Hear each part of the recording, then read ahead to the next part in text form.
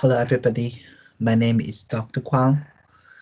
Today I will be talking about deformation of solids. Okay, let's start the lesson. Okay, let me share the screen first. Okay, so I hope you can see the screen I'm sharing. Okay, so deformation of solids. And that's the learning outcome about this lesson. So just quickly scan through this. As you can see, the learning outcomes are differentiated with different color. Now, let's start with an activity. So I will be doing a demonstration. So I'll show you something.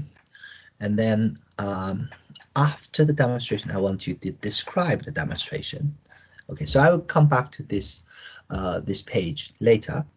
I just stop sharing the page because I want to show you, because I want to do the demonstration for you. I got the elastic band. I'm doing the demonstration now. So I got the elastic band and I apply force to make it longer. And I remove the force. Okay. Now I got the blue tack and I'm doing the same.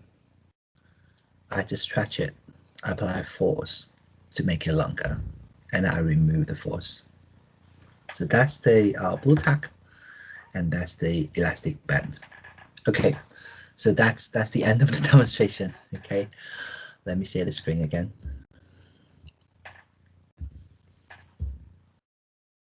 Okay, so now, oops, sorry. I hope you can see the screen I'm sharing. Yeah. Now I want you to describe the size or the shape change of the elastic band and the blue tack when they are pulled. Okay, so you can write your answer in the your worksheet, and feel free to use any of the terms given here. You don't have to use them, but if you want to use them, just feel free to use them. You can pause the video and then spend 1 or 2 minutes to complete the task. Okay, now let's have a look at the answer. So that's basically my description. So about the plastic band. So when the plastic band was pulled by force, it deformed by extending its length, and it went back to its original shape when the force was removed. So the deformation caused by the force is temporary. So it's temperate. And about blue tack, when the blue tack was pulled by the force, it deformed by extending the length. That's the same as the elastic band. However, it kept its deformed shape when the force was removed. So the deformation caused by the force is permanent.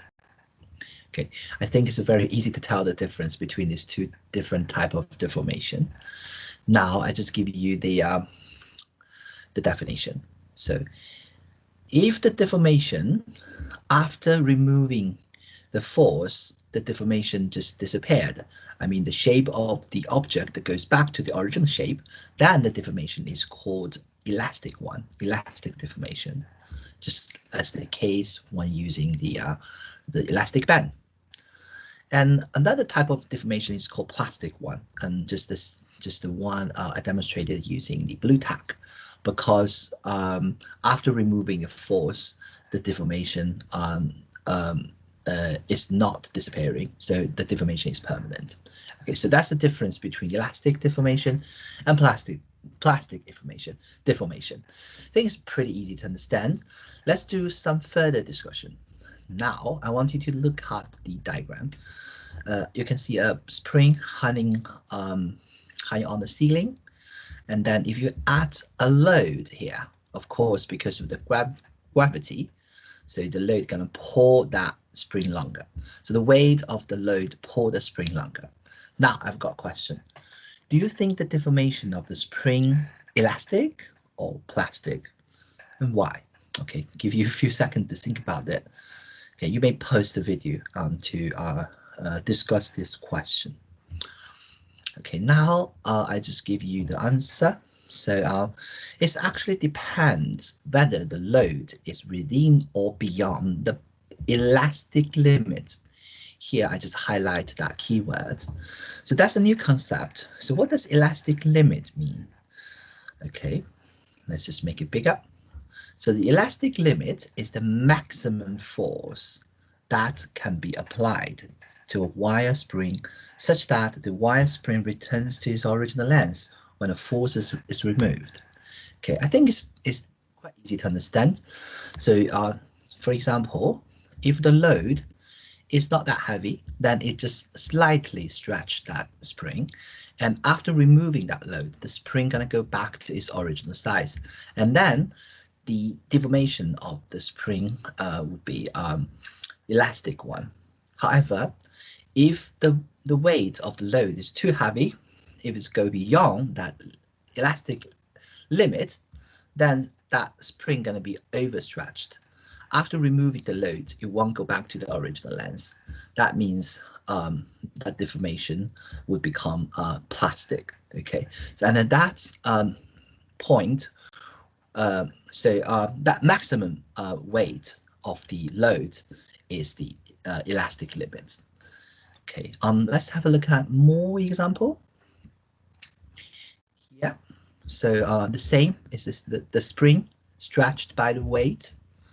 Let's say that because of the gravity, it applies force onto the spring, and the spring will be extended. And then I think in GCSE physics, we plot the graph showing the relationship between extension and the load. Okay. And so in most of the cases, it's actually not in most of the cases. So if in some cases, it follow a linear relationship. That is, for example, if I say the extension, of course, is just E, and load is F. And then in some cases, it follow a linear relationship that is F equals K times E. And this is known as Hooke's law.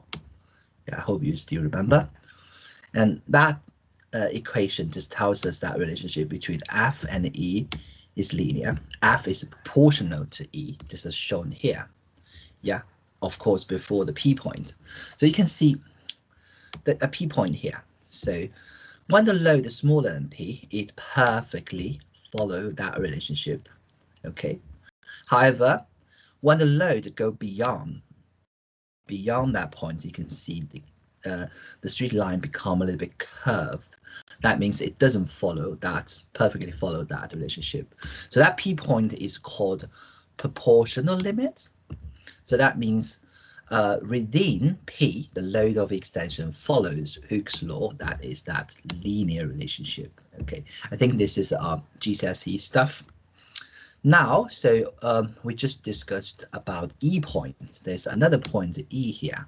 The E point, for most of cases, the E point, which is elastic limit, is slightly higher than the proportional limit. So as you can see here, okay, and within the E point, the spring can completely go back to its original shape after removing the load. Yeah, if you go beyond that, then you're going to end up with some plastic deformation. Okay, so that's the definition for for elastic limit.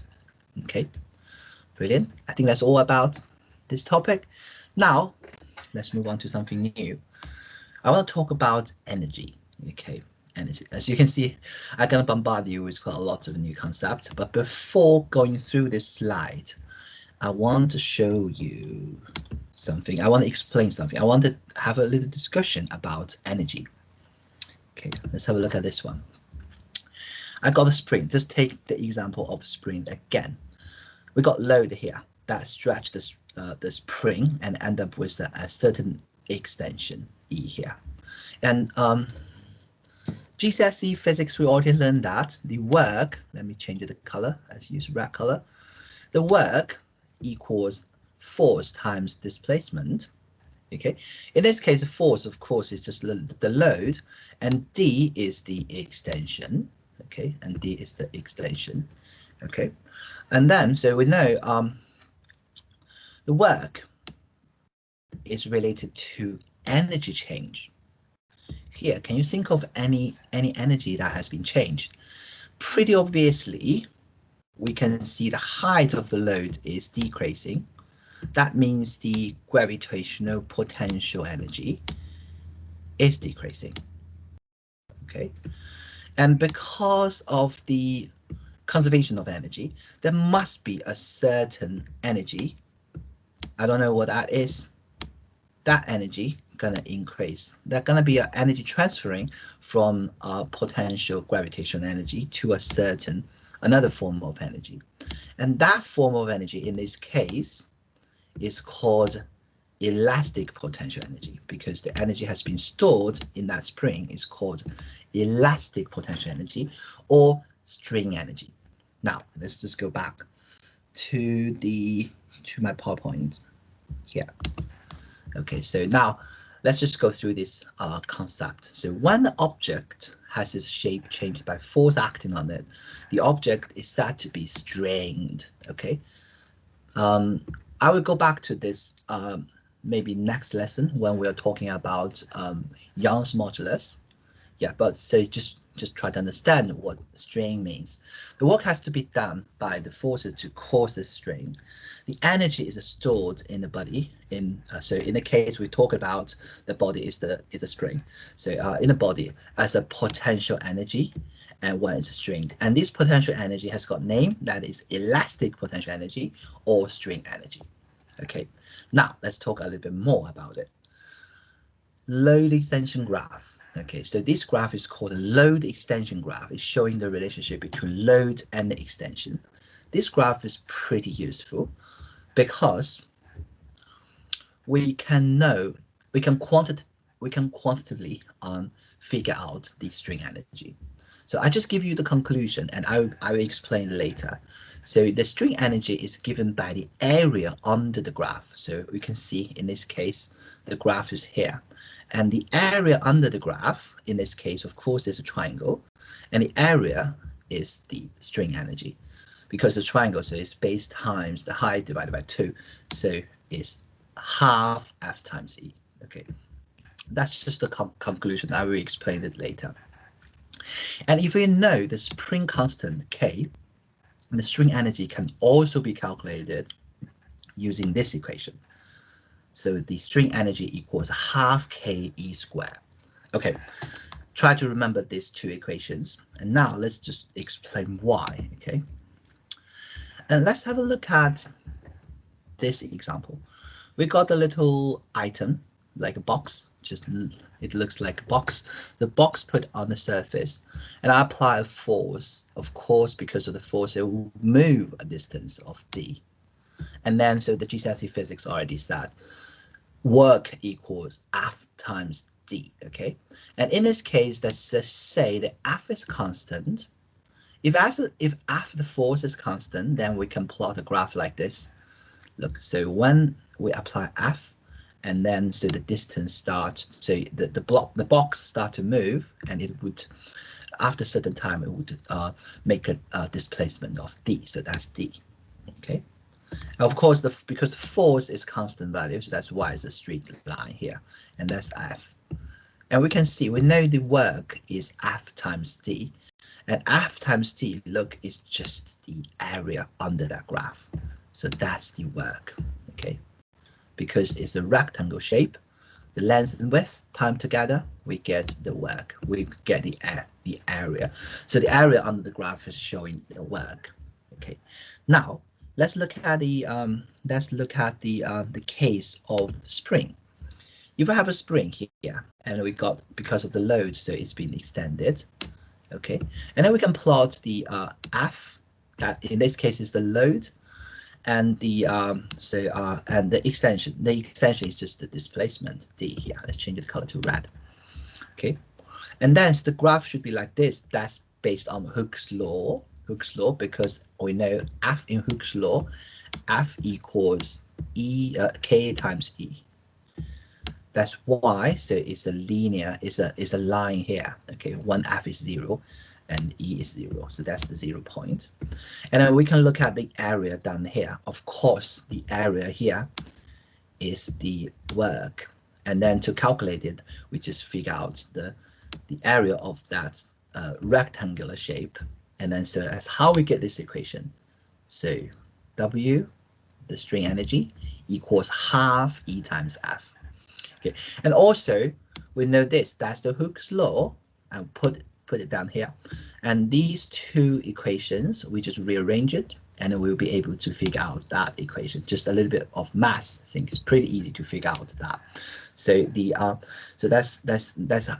that's how these two equations come from. Okay, let's go back.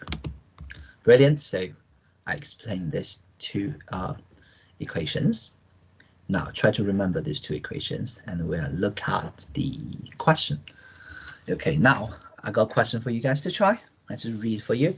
The spring has a spring constant 65 Newton per meter, and it's extended elastically by 1.2 centimeter. Calculate the string energy stored in the spring. Okay, just pause the video and try to answer the question. Okay, I'm just give you the answer here. Look, so we know from the body of the question, we can see K is 65 Newton per meter. And also we know the E, the extension, the elastic extension is 1.2 centimeter. And be careful, we need to be careful with the units. One is meter and the other is centimeter. So we just convert from centimeter to meter. Then we just simply use the second equation to do the calculation. If you substitute all the values, and you'll be able to get the final result, and that is 4.7 times 10 to minus 3 joule. So well done if you got it right. Okay, brilliant. Now let's just summarize what we have learned. We got some exit questions for you. Try to answer these three questions, and then to pause the video and answer these three questions. And finally, we got some homework for you to try at home. Okay, you pause the video. Okay, I think that's the end of the lesson. So have a good time. So see you later. Bye bye.